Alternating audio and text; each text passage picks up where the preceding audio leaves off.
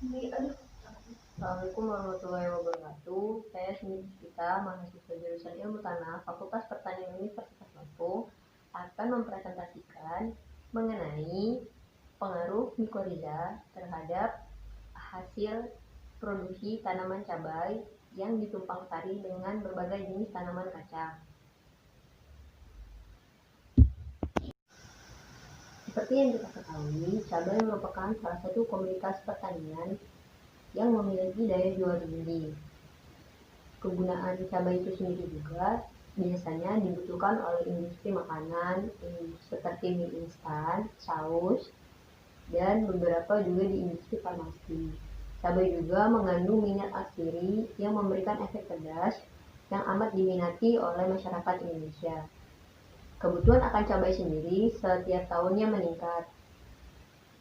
Seperti data yang dihimpun oleh Badan Pusat Statistik pada tahun 2014 mencatat ada kurang lebih produksi cabai rawit 748.771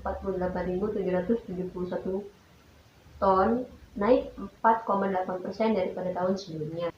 Untuk mengimbangi laju permintaan akan cabai rawit yang meningkat, maka perlu dilakukan sebuah upaya untuk meningkatkan produksi cabai sehingga memenuhi kebutuhan dan permintaan yang ada di pasar. Salah satunya adalah dengan menggunakan pupuk hayati, yaitu dengan menggunakan agen biologis mikorizа. Mikorizа sendiri ini adalah simbiosis antara bakteri dan fungi, di mana dapat menghasilkan sebuah aktivitas yang menguntungkan seperti menyediakan unsur hara dan meningkatkan kesuburan tanah. Berikut adalah gambar tanaman cabai rawit yang akan kita identifikasi bagian akar tanamannya apakah terdapat mikorizа. Yang pertama adalah dengan cara digali terlebih dahulu tanahnya secara hati-hati. Jangan sampai melukai akar tanaman. Bisa menggunakan alat ataupun bisa secara langsung menggunakan tangan. Setelah dirasa sudah cukup aman, silakan dicabut, lalu diperhatikan bagian akarnya apakah terdapat mikorizа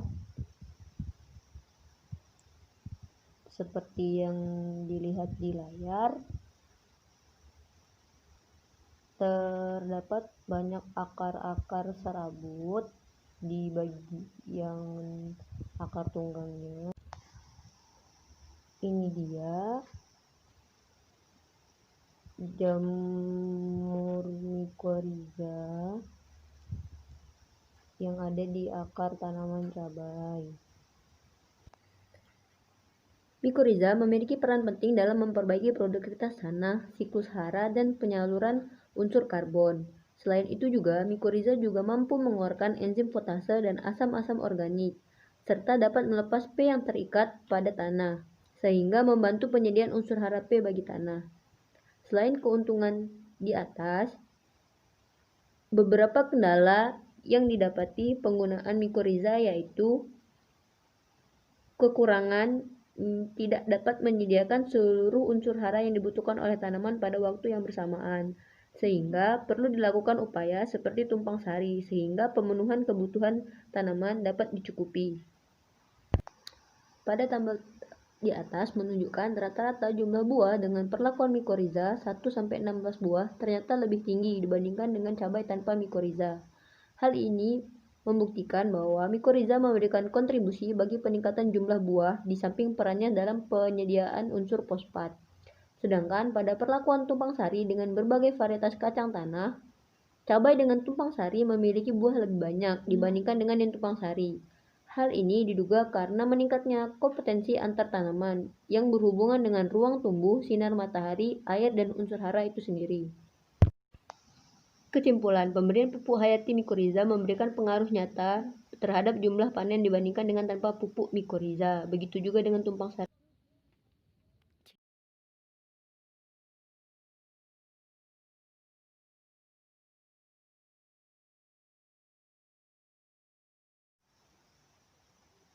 Pembahasan yang ada di dalam video ini dikembangkan juga pada literatur dengan judul Pengaruh Aplikasi Mikorizat Terhadap Pertumbuhan dan Hasil Cabai Rawit yang ditumpang sari dengan berbagai varietas kacang tanah,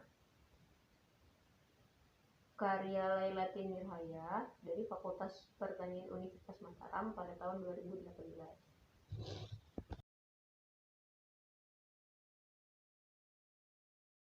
Itu tadi penjelasan mengenai pengaruh mikorizat terhadap pertumbuhan tanaman cabai dan produksi tanaman cabai yang dikembang sari dengan berbagai varietas kacang tanah.